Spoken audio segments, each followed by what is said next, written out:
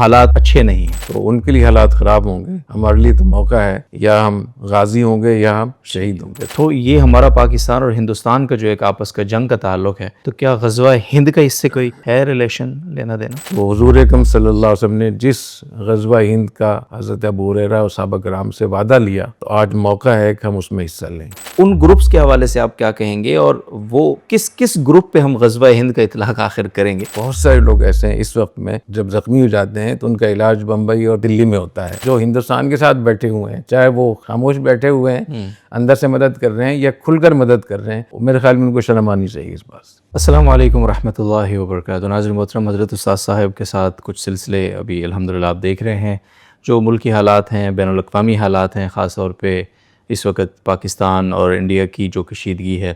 اس تناظر میں آج کی گفتگو بہت اہمیت کی حامل ہے، اور اسپیسیفک آج جو مین ٹاپک رہے گا وہ ہم سمجھنے کی کوشش کریں گے۔ غزوہ ہند کی بہت بات ہوتی ہے اس کو، اور اس جنگ کا اس کے ساتھ کیا تعلق ہے یا ہو سکتا ہے۔ تو السلام علیکم ورحمۃ اللہ۔ وعلیکم السلام ورحمۃ اللہ وبرکاتہ۔ بہت شکریہ وکیل۔ حضرت پہلا سوال، جس طرح میں نے اپنے انٹرو میں بتایا، اس وقت دونوں ممالک اپنے اپنی تیاریوں میں مصروف ہیں، اور ہندوستان جو ہے اس پورے واقعے کو بہانہ بنا کے پاکستان پہ ایک ہرزہ سرائی اس کی وہ جاری ہے، اور وہ کوشش کر رہا ہے مختلف اوقات میں، اپنی بہت ساری ناکام کوششیں بھی اس نے کی، بارڈر وغیرہ پہ بھی، LOC پہ بھی۔ تو حالات اچھے نہیں ہیں۔ آگے چل کے اگر یہ معاملہ دونوں ممالک کی جنگ کی طرف جاتا ہے اور پاکستانی افواج اس جہاد میں مصروف ہوتی ہیں، تو ہم ایک سنتے ہیں غزوہ ہند کی بہت بات سنتے ہیں، اس پر احادیث بھی ہیں۔ تو یہ ہمارا پاکستان اور ہندوستان کا جو ایک آپس کا جنگ کا تعلق ہے، تو کیا غزوہ ہند کا اس سے کوئی ہے ریلیشن لینا دینا؟ بسم اللہ الرحمن الرحیم۔ اس وقت میں جو حکومت ہند کی طرف سے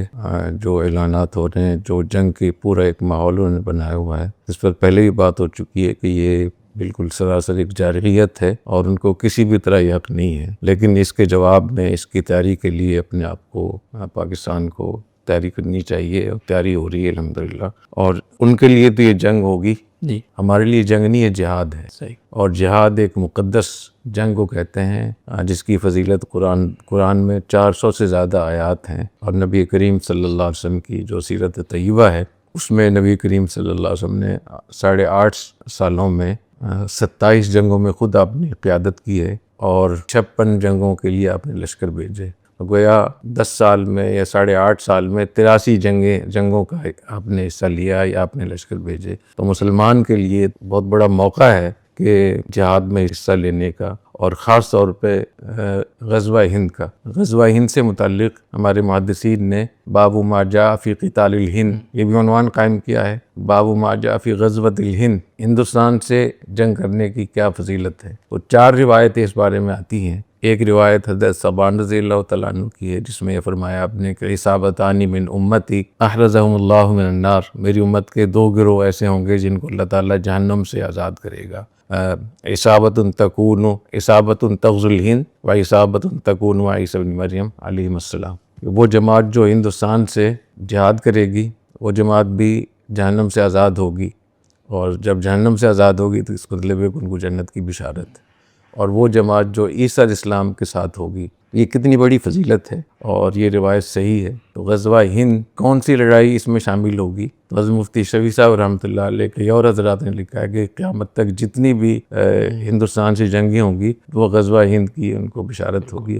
غزوہ ہند کی فضیلت ہوگی۔ یہ سوال پیدا ہو رہا تھا کہ پہلے بھی بہت ساری معاملات محاذ ہو چکے ہیں، اور آگے بھی نہ جانے کتنے۔ جی، تو یہ آپ نے، تو اس سے پہلے بھی جتنی بھی جنگیں ہندوستان سے ہوئی ہیں، اور ہندوستان سے مراد وہاں کی حکومت ہند اور مشرق حکومت ہند، تو اس کے لیے یہ فضیلت حاصل ہے۔ اس موقع پہ میں یہی کہوں گا کہ جیسا آپ نے کہا حالات خراب ہیں،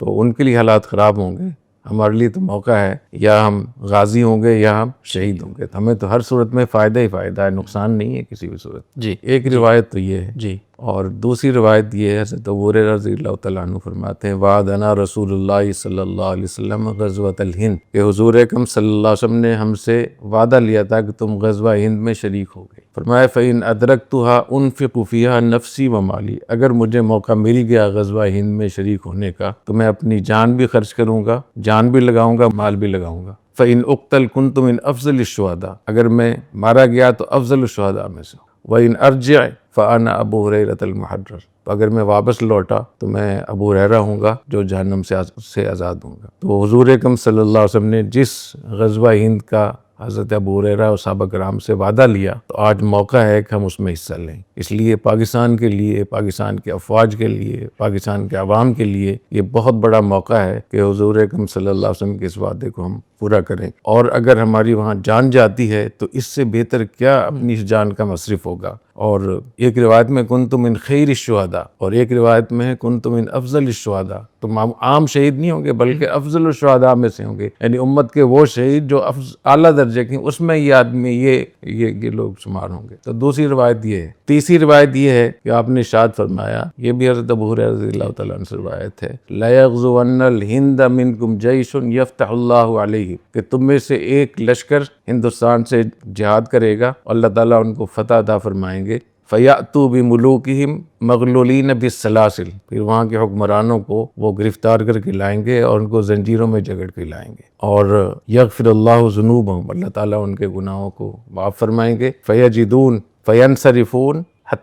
فَيَنْصَرِفُونَ فَيَجِدُونَ ابْنَ مریم علیہ السلام بالشام، کہ جب وہ واپس ہوں گے، اس جنگ سے جب واپس ہوں گے تو عیسیٰ علیہ السلام کا ظہور ہو چکا ہوگا۔ تو اس سے علماء نے لکھا ہے کہ قیامت تک یعنی دو جنگیں ہوں گی، ایک تو ویسے ہی ہندوستان سے جنگیں ہوں گی مسلمانوں کی جس میں غزوہ ہند کی بشارت ہے، اور ایک وہ غزوہ ہوگا جو بالکل آخر زمانے میں ہوگا، جس میں جب یہ آخر زمانے والا غزوہ ہوگا ہندوستان سے، اس وقت جب یہ فتح بھی اللہ تعالیٰ عطا فرمائیں گے اور ان کے حکمرانوں کو زنجیروں میں قید کر کے لے کر آئیں گے، اور یہ وہ وقت ہوگا جب عیسیٰ علیہ السلام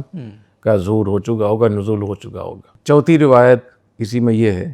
کہ یہی جو لشکر ہوگا جو ہندوستان سے جہاد کرے گا، جب یہ واپس آئے گا تو یہ واپس آ کر یہاں سے سیدھا عیسیٰ اسلام کے ساتھ جا کر مل جائے گا، اور یہی لشکر عیسیٰ اسلام کے ساتھ مل کے دجال سے اور کفار سے جہاد کرے گا۔ تو یہ چار روایتیں ہیں، ان میں جو ابتدائی روایت ہے اس کے تو سند میں کوئی کلام نہیں، بہت صحیح روایت ہے۔ باقی روایات جتنی بھی ان سب کو جمع کریں تو یہ ہمارے جو اصول حدیث ہیں اس کے لحاظ سے یہ صحیح لغیری یہ حسن روایت ہے، اور ہمارے اصول حنفیہ کے مطابق یہ تمام روایات ایسی ہیں کہ ان سے آپ احتجاج استدلال کر سکتے ہیں، اور اگر کوئی طرق کمزور ہیں بھی کسی وجہ سے تو فضائل میں تو جی ضعیف روایات کا بھی اعتبار ہوتا ہے۔ اعتبار ہوتا ہے۔ صحیح۔ اچھا، اسے مجھے تھوڑا سا سمجھنے کے لیے پوچھنا کہ جس طرح ابھی یہ لاسٹ حدیث آپ نے بتائی حضرت عیسیٰ علیہ السلام کے ساتھ جو ملے گا جا کے لشکر اور فائنل مارکا اس ٹائم ہوگا، تو اس سے تو کہیں یہ بھی اشارہ ملتا ہے کہ یہ سلسلہ، یہ مارکا، یہ جنگ، یہ غزوہ یہ چلتا رہنا ہے حضرت عیسیٰ علیہ السلام تک کے آنے تک، وقتاً فوقتاً۔ اس میں دو تین چیزیں بتاؤں گا آپ کو، خاص طور پہ متوجہ کرنا چاہوں گا کہ یہ جو ہمارے پاکستان کو خدا داد مملکت خدا داد کہا جاتا ہے، اور جن حالات میں پاکستان بنا کہ اس کے بظاہر امکانات نہیں تھے، اور جتنے پاکستان کے اوپر بحران آئے، جتنے مشکلات آئیں، اللہ تعالیٰ کس طریقے سے اس ملک کو نکالتے چلے جا رہے ہیں، جبکہ ہماری یہاں جو کچھ ہم دیکھ رہے ہیں جس انداز سے اس کے بظاہر امکان نہیں ہوتا۔ پھر اللہ تعالیٰ نے اس ملک کو ایک ایسی فوج عطا فرمائی جو پوری دنیا میں ایک نمبر ہے، جو حقیقی اور فیصلہ ہے وہ یہ کہ پاکستان کی فوج دنیا میں ایک نمبر فوج ہے، اور بھی پاکستان کو اللہ نے ایٹمی قوت سے نوازا جو کسی اور اسلامی ملک کو یہ فضیلت حاصل نہیں ہے۔ تو یہ جو روایات ہیں، ان روایات سے آپ یہ اندازہ کر سکتے ہیں کہ اللہ تعالیٰ ہمارے اس ملک کو قیامت تک باقی رکھیں گے، اور یہاں کی جو افواج ہوں گی یہی ہندوستان سے لڑیں گی، یعنی ہم امید کرتے ہیں کہ یہ ایسے ہی ہو۔ باقی کسی خاص گروپ کو، کسی خاص گروہ کو کسی حدیث کا صراحتاً مصداق قرار دینا یہ درست نہیں ہوتا۔ ہو سکتا ہے کہ اس میں کچھ اور بھی چیزیں ہوں، لیکن ایک اندازہ یہی ہو رہا ہے کہ جو ہندوستان سے جو فوج لڑے گی وہ یہی فوج ہوگی، ہماری پاکستان کی فوج ہوگی۔ اب یہ کب وقت آئے گا اس کا کچھ نہیں پتہ، کیونکہ جن احادیث شریفہ میں اس قسم کی پیشگوئیاں کی گئی ہیں ان کو کسی خاص وقت کے ساتھ، کسی خاص گروپ کے ساتھ ان کو بالکل اس طریقے سے نتھی کر دینا یہ آگے درست نہیں ہے۔ تو جب بھی یہ وقت آئے گا وہ لشکر جو ہندوستان سے لڑے گا وہ ہندوستان کے حکمرانوں کو گرفتار کرے گا زنجیروں میں، ویڈیو میں، اور یہی لشکر پھر عیسیٰ اسلام کے ساتھ ہوگا انشاءاللہ۔ اچھا حضرت، اس موقع کے اوپر اب ایک تو آپ کی گفتگو ہے، تو ہمارے جو علماء کرام ہیں، ہماری علماء برادری ہے، تو لوگ تو ان کی طرف بھی دیکھتے ہیں، ظاہر ہے ہماری افواج ہوں یا عام عوام ہو تو وہ بھی اپنی رہنمائی کے لیے، اپنی موٹیویشن کے لیے، اپنے مورال کو بلند کرنے کے لیے علماء کی طرف دیکھتی ہے اور ان سے کچھ سننا چاہتی ہے، رہنمائی چاہتی ہے۔ تو علماء کرام کے لیے آپ کا کیا میسج ہے کہ ان حالات میں ان کو عوام کی کس طرح سے رہنمائی کرنی چاہیے اور ہماری افواج کا مورال کس طرح بلند کرنا چاہیے؟ حضور اکرم صلی اللہ علیہ وسلم کا ارشاد ہے جاہدوا باموالکم وانفسکم والسنتکم، ابو داؤد شریف کی روایت ہے کہ اپنے مال سے بھی جہاد کرو، اپنی جان سے بھی جہاد کرو اور اپنی زبان سے بھی جہاد کرو۔ تو جو عام لوگ ہیں وہ اپنے مال کو خرچ کرنے میں اپنے لیے بہت بڑی سعادت سمجھیں کہ یہ وہ جنگ ہے، یہ وہ غزوہ ہے جس کی نبی کریم صلی اللہ علیہ وسلم نے وعدہ لیا تھا اور جس کے بارے میں بشارت دی تھی کہ یہ لوگ جو اس میں حصہ لیں گے اللہ تعالیٰ ان کو جہنم سے آزاد کریں گے۔ تو جہاد مال کے ساتھ بھی ہوتا ہے، تو جب بھی جنگ ہوتی ہے تو اس وقت میں جنگ کے لیے مال کی، وسائل کی اور جو لوگ آگے لڑ رہے ہوتے ہیں ان کو سپورٹ کرنے کی بہت ضرورت ہوتی ہے۔ تو میں سمجھتا ہوں جتنے بھی وہ لوگ ہیں جن کو اللہ نے پیسہ دیا ہے تو وہ اس میں اپنا پیسہ بھی خرچ کرے، اس کے لیے ترتیب بنائے، اور وہ علاقے جہاں زیادہ اس کے امکانات ہیں وہاں عام طور پہ باقاعدہ اس کی مشاورت ہونی چاہیے، نوجوانوں کی تشکیلات ہونی چاہیے، اور جو بھی جنگ کے ممکنہ اس کے نتائج ہوتے ہیں زخمیوں کے حوالے سے، انخلاء کے حوالے سے، جو لوگ وہاں بے گھر ہوں گے ان کو جگہ دینے کے حوالے سے، جو لوگ بیمار ہوں گے ان کی صحت کے حوالے سے، تو یہ عوامی لحاظ سے بہت ضروری ہے کہ عوام اپنی فوج کے ساتھ باقاعدہ اپنے مال کے ساتھ اس کے ساتھ کھڑے ہوں۔ اور جہاں تک جہاد بن نفس سے کہ اپنی جان وہاں لگا دیں، وہ تو ہمارے افواج ماشاءاللہ لگے ہوئے ہیں اور ان کے جذبات ہیں، اور ان کے لیے بھی بہت بڑی بشارت ہے، بہت بڑا موقع ہے۔ اور اس میں جو ریزرو فوجی ہیں اور جو ریٹائر فوجی ہیں وہ بھی، اور دوسرے لوگ بھی اس میں حصہ لے سکتے ہیں بشرطے کہ حکومت اپنی آرمی کے ساتھ ہو۔ اور دوسری بات، میں آرمی ہماری جتنے بھی افواج ہیں، چاہے وہ ایئر فورس کے مجاہدین ہوں، نیوی کے ہوں، آرمی کے ہوں،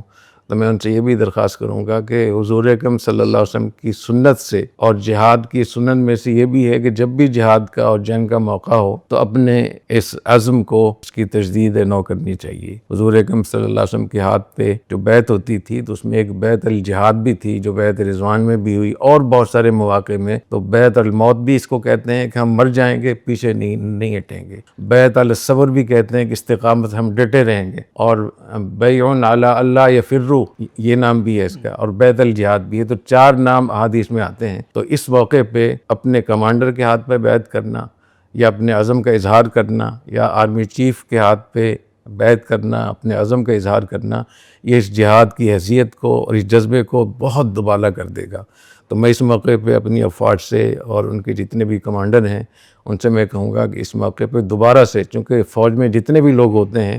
وہ ریاست کی حفاظت کے لیے اور بیعت الموت ویسے ہی کرتے ہیں، لیکن جب جنگ کا موقع ہو تو اس وقت میں اس عزم کا اظہار، اس میں تازہ خون پیدا ہو جاتا ہے، تازہ روحانیت پیدا ہو جاتی ہے اور جذبہ پیدا ہو جاتا ہے۔ تو اس موقع میں ہماری افواج جو ہیں ان کو بھی اس کا اہتمام کرنا چاہیے۔ اور تیسری چیز ہے جہاد باللسان، زبان سے جہاد کرنا۔ اور میں سمجھتا ہوں کہ یہ علماء کرام اور جتنے لوگ بھی سوشل میڈیا پہ جن کے پاس کوئی بات کرنے کی، کہیں وہ خطبہ دیتے ہیں، جمعہ پڑھاتے ہیں، یا ان کے پاس چینل ہیں، اخبارات ہیں یا سوشل میڈیا ہے، وہ اس موقع میں جہاد باللسان کریں۔ اور جہاد باللسان کا مطلب کیا ہے کہ افواج کی حوصلہ افزائی کریں، ان کو سپورٹ کریں، اور ان کے لیے اچھے کلمات کہیں، ان کے گھر والوں کا خیال رکھیں، اور جو دشمن ہیں ان کو دھمکیوں کے ذریعے سے ان کو ڈرائیں کہ آپ نے کس کو چھیڑا ہے، آپ کو پتہ چل جائے گا۔ تو یہ صحابہ کرام کی بھی سنت ہے، تو اس پر بھی کرنا چاہیے۔ سوشل میڈیا کو خاص طور پہ اس موقع پہ ہمیں استعمال کرنا چاہیے، اور علماء کرام کو عوام کی سطح پر بھی لوگوں کو ترغیب دینی چاہیے، جہاد کے فضائل، شہادت کے فضائل اور غزوہ ہند کے فضائل اس کو بیان کرنا چاہیے۔ اور علماء کرام کو محاذوں پہ، مورچوں پہ، چھاونیوں پہ، جہاں بھی ہمارے نوجوان، ہمارے سرفروش مجاہدین، جہاں باز فوج، ہمارے فوجی حضرات جہاں بھی ہیں، چاہے وہ ایئر فورس میں ہیں، نیوی میں ہیں، آرمی میں ہیں، تو باقاعدہ وہاں جا کر ان کی حوصلہ افزائی کرنی چاہیے، اور ان کو جہاد کے اور غزوہ ہند کے اور شہادت کے فضائل بیان کرنے چاہیے۔ تو اس طریقے سے پوری قوم بھی جہاد کا ثواب لے لے گی، اور کاروباری لوگ بھی جہاد میں حصہ لے لیں گے، اور جو آرمی اور فوج کے جو حضرات ہیں جوان ہیں وہ بھی تو ویسے حصہ لے رہے ہیں، اور جو باہر کے لوگ ہیں جو عملاً حصہ نہیں لے سکتے، تو اس حدیث کی روح سے اور قرآن کی روح سے جاہدوا باموالکم وانفسکم، اپنے مال سے بھی جہاد کرو، اپنی جانوں سے بھی جہاد کرو، تو اپنے میڈیا کے ذریعے سے بھی ہونا چاہیے، اور علماء کرام ممبر و محراب کو خاص طور پہ اس کے لیے استعمال کریں۔ اس سے قوم میں وحدت بھی پیدا ہوگی، ہمارا ملک مضبوط ہوگا، اور جتنی منصوبہ بندی کی گئی ہے اس وقت پاکستان کو آپس میں لڑانے کے لیے، پاکستان کی معیشت کو نقصان پہنچانے کے لیے، پاکستان کے بعد جو مواقع بھی آئے ہیں 2-3 مہینوں میں اقتصادی حوالے سے اپنے آپ کو بہتر کرنے ترقی کے لیے، ان سب کی اس میں حفاظت بھی ہوگی، اور دشمن کے بھی ہم دانت کھٹے کر سکیں گے انشاءاللہ عزیز۔ جی حضرت، ایک آخری سوال آج کی ہماری اس نشست کا، کہ غزوہ ہند کے بارے میں بات ہو رہی تھی، تو آپ نے جس طرح بتایا کہ پاکستانی فوج اس کا سب سے ایک اولین مصداق معلوم ہوتی ہے، لیکن اس وقت جو صورتحال ہے، مختلف گروپ، ہر گروپ کا اپنا ایک موٹو ہے، پھر وہ اپنے طریقے سے جہاد اپنے طور پہ اپنے سو کالڈ جہاد کر رہا ہے، اور وہ اپنے آپ کو یہ کہتا ہے، کلیم کرتا ہے کہ میں بھی غزوہ ہند لڑ رہا ہوں، جس کی بشارت احادیث میں موجود ہے، جس کے اشارے احادیث میں موجود ہیں۔ تو ان گروپس کے حوالے سے آپ کیا کہیں گے، اور وہ کس گروپ پہ ہم غزوہ ہند کا اطلاق آخر کریں گے؟ تو اس پر تھوڑی سی آپ سے رہنمائی چاہیے۔ دیکھیں، اس سے تو وہی گروپ اس میں اس کا مصداق ہوگا جو غزوہ ہند کرے گا، جی اور اگر ہندوستان کے قدموں میں جا کے بیٹھ جائے گا تو وہ کیسے اپنے آپ کو غزوہ ہند کہے گا؟ جی بالکل۔ بہت سارے گروپوں نے اس پہ کتابیں بھی لکھی ہیں غزوہ ہند پہ، اور بہت زیادہ انہوں نے اس پہ تقریریں بھی کی ہوئی ہیں، لیکن ان میں جانتا ہوں بہت سارے لوگ ایسے ہیں اس وقت میں کہ جب وہ زخمی ہو جاتے ہیں،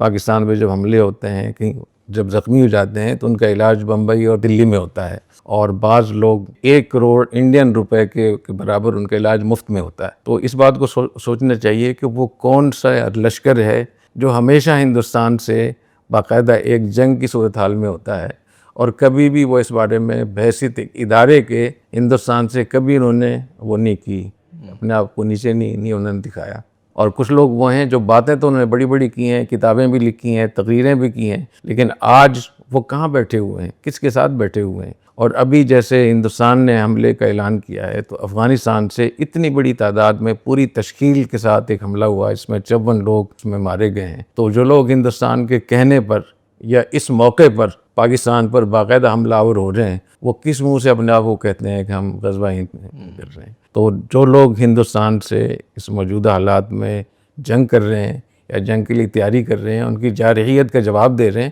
تو وہی لوگ غزوہ ہند کے فضائل کہوں گے جو ہندوستان کے ساتھ بیٹھے ہوئے ہیں، چاہے وہ خاموش بیٹھے ہوئے ہیں، اندر سے مدد کر رہے ہیں یا کھل کر مدد کر رہے ہیں، تو میرے خیال میں ان کو شرم آنی چاہیے اس بات سے۔ جی بہت بہت شکریہ سر، جزاکم اللہ خیر۔ یہ نشستیں انشاءاللہ جاری رہیں گی آگے بھی، تو امید ہے کہ آپ اس کو لوگوں تک بھی پہنچائیں گے، اور تاکہ لوگوں کا حوصلہ بڑھے۔ اس ملک میں بہت کم آوازیں ایسی ہیں جو اس طرح کی جرت کے ساتھ رہنمائی کر رہی ہیں، تو اللہ تعالی نوازوں کو بھی سلامت رکھے۔ آپ سب کو بہت شکریہ، السلام علیکم۔